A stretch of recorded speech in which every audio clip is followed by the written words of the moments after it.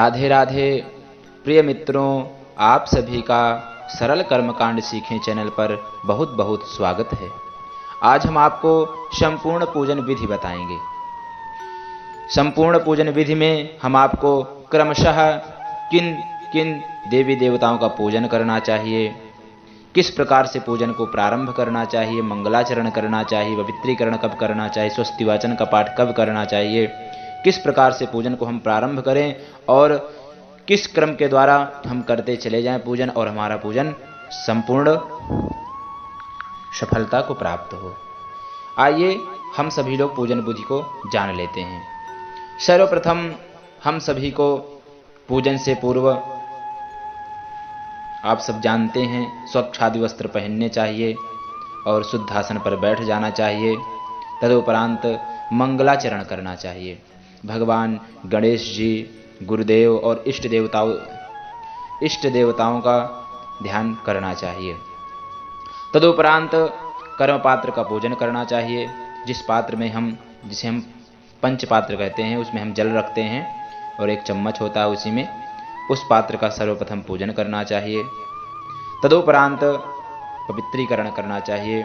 सबसे पहले अपने ऊपर जल का छिड़काव करना चाहिए, फिर आसन शुद्धि करनी चाहिए, फिर आचमन करना चाहिए, प्राणायाम करना चाहिए, तिलक धारण करना चाहिए, शिखा बांधनी चाहिए, पवित्री धारण करना चाहिए जो कुशा की होती है, नामिका उंगली में धारण की जाती है, और रक्षा सूत्र बांधना चाहिए। इस प्रकार से करने के उपरांत दीपक को जलाएं और दीपक पूजन करें, पृथ्वी माता का पूजन करें, शंख पूजन करें और घंटा का पूजन भी करें। तदुपरांत स्वस्ति वाचन का पाठ करना चाहिए। स्वस्ति वाचन का पाठ करने के उपरांत मांगलिक श्लोकों का पाठ करना चाहिए। मांगलिक श्लोकों के पाठ के बाद हमें संकल्प करना चाहिए। जिस भी पूजन को हम कर रहे हैं, जिनका भी पूजन कर रहे हैं, उनके निमित्त हमें संकल्प लेना चाहिए। संकल्प लेने के उपरांत पूजन प्रारंभ हो जाता है। हम आपको इस प्रकार से बता देते हैं। आज हम आपको गणेश अंबिका का पूजन बताएंगे। नियमतः उसी प्रकार से सभी देवी देवताओं का पूजन किया जाता है। पूजन प्रारंभ करने के पहले जिस हम देवी देवता का पूजन करना चाहते हैं, कर रहे हैं, उनका ध्यान होता है, फिर आवाहन होता है, फिर उनको आसन के लिए पुष्प और चावल दिए जाते हैं, और तदुपरांत जिस देवी देवता का हम पूजन कर रहे हैं उनके पाद्य, अर्घ्य, आचमनी और स्नानीय 4 चम्मच जल चढ़ाना चाहिए। सर्वप्रथम जिस देवी देवता का हम पूजन कर रहे हैं उनका ध्यान करना चाहिए। ध्यान करने के उपरांत उनका आवाहन करना चाहिए। आवाहन करने के उपरांत उनका प्राण प्रतिष्ठा होती है। हम जिस देवी देवता का पूजन कर रहे हैं उनकी प्राण प्रतिष्ठा होती है। यदि प्रतिष्ठित मूर्ति है तो प्राण प्रतिष्ठा करने की कोई आवश्यकता नहीं है। आप ध्यान करें और पूजन प्रारंभ कर दें। यदि अप्रतिष्ठित मूर्ति हैं तब आपको आवाहन करना है, प्राण प्रतिष्ठा करनी है। इसके बाद फिर 4 चम्मच जल चढ़ाना है। 4 चम्मच जल चढ़ाने के उपरांत भगवान को दूध से स्नान कराएं, फिर दही से स्नान कराएं, फिर घी से स्नान कराएं, फिर शहद से स्नान कराएं, फिर चीनी अर्थात शर्करा से स्नान कराएं, फिर पंचामृत से स्नान कराएं, फिर चंदन मिश्रित जल से स्नान कराएं और तदुपरांत महाभिषेक करें। गणेश और अंबिका जी का पूजन हो रहा है, तब आप गणेश अथर्व शीर्ष के द्वारा भगवान गणेश जी का और अंबिका जी का श्री सूक्त के द्वारा महाभिषेक करें। यदि भगवान शंकर जी का आप पूजन कर रहे हैं तब आपको रुद्र सूक्त के द्वारा भगवान का महारुद्राभिषेक करना चाहिए। यदि आप भगवान विष्णु जी का पूजन कर रहे हैं तब आपको भगवान विष्णु के अति प्रिय पुरुष सूक्त के द्वारा उनका महाभिषेक करना चाहिए। इस प्रकार से महाभिषेक कर लें। इसके बाद शुद्धोदक स्नान कराएं, भगवान को शुद्ध जल से स्नान कराएं, फिर वस्त्र धारण करवाएं, फिर यज्ञोपवीत धारण करवाएं, फिर उपवस्त्र चढ़ाएं। इसके बाद भगवान को सुंदर सा चंदन लगाएं। अलंकार के लिए अक्षत चढ़ाएं, भगवान को चावल चढ़ाएं। अक्षत चढ़ाने के उपरांत भगवान को पुष्प और पुष्पमाला अर्पित करें। दूर्वा चढ़ाएं, फिर बिल्वपत्र, फिर शमी पत्र, यदि आपके पास तुलसी मंजरी है, भगवान गणेश जी को नहीं चढ़ती है, और यदि भगवान शंकर जी का आप पूजन कर रहे हैं तब आप चढ़ा सकते हैं, विष्णु जी का कर रहे हैं तब भी चढ़ा सकते हैं। और इसके बाद सिंदूर, सुगंधित द्रव्य चढ़ाएं, और सिंदूर के बाद आप अबीर गुलाल आदि भी चढ़ा सकते हैं। फिर सुगंधित द्रव्य चढ़ा दें, फिर धूप भगवान को दिखाएं, दीप भी दर्शाएं। इसके बाद हाथ धुल लें और भगवान को बहुत सुंदर सुंदर, जो भगवान को बहुत ही प्रिय हैं, भोग लगाएं, भगवान को नैवेद्य अर्पित करें। इसके बाद ऋतु फल, जो भी फल इस समय आपकी ऋतु में चल रहा हो, जो भी ऋतु आती है उसी के अनुसार फल आते हैं। केला सदैव मिलता रहता है तो आप केला हो सकता है, अनार हो सकते हैं, जो भी फल आप लाए हों पूजन में, ऋतु फल को भगवान को अर्पित करें। तदुपरांत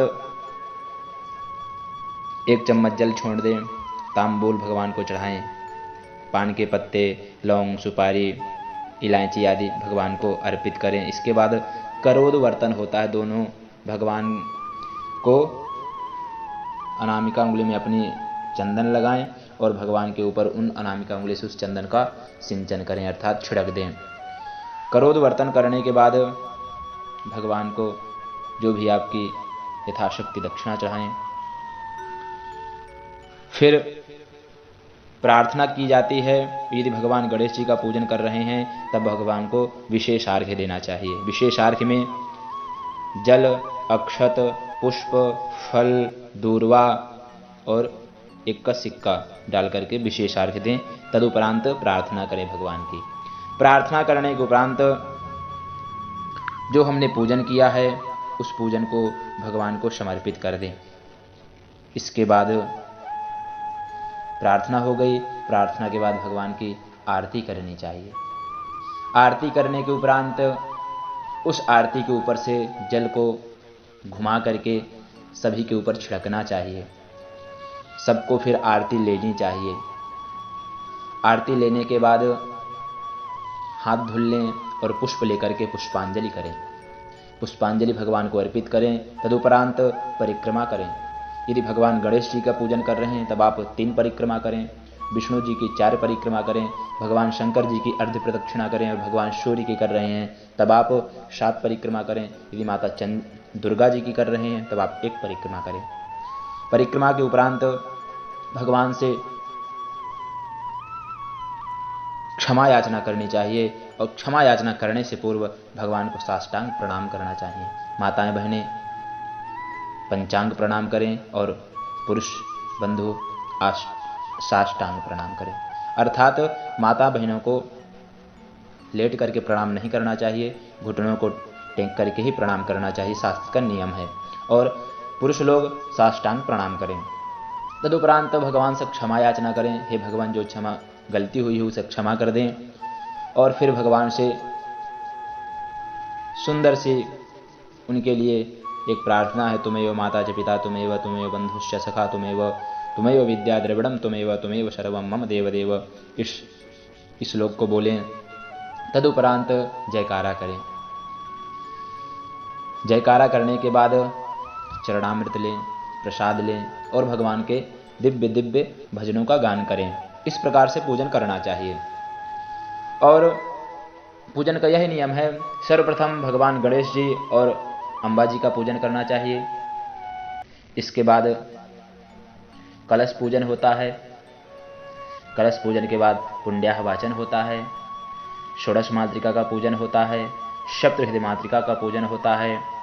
फिर नवग्रह भगवान का पूजन होता है।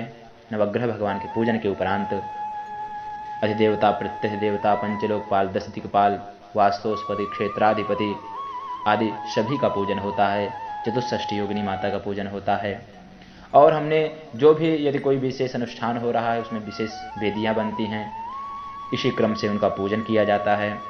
इसी प्रकार से पूजन करना चाहिए।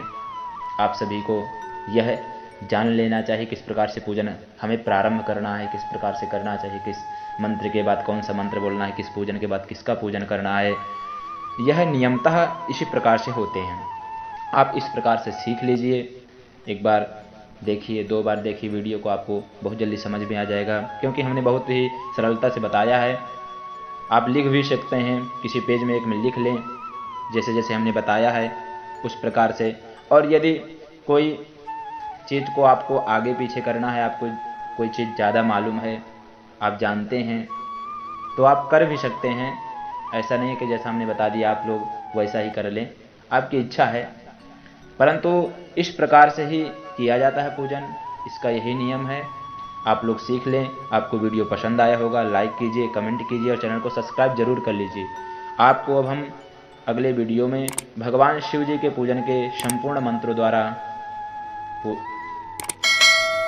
वीडियो बनाएंगे। उस वीडियो में आपको हम भगवान शिव जी के रुद्राभिषेक के बारे में बताएंगे। शिवरात्रि आ रही है, इसलिए आप सभी को वह पूजन सीख लेना चाहिए, किस प्रकार से करें, किन मंत्रों से करें, वह हम आपको बताएंगे। तब तक के लिए धन्यवाद। हर हर महादेव।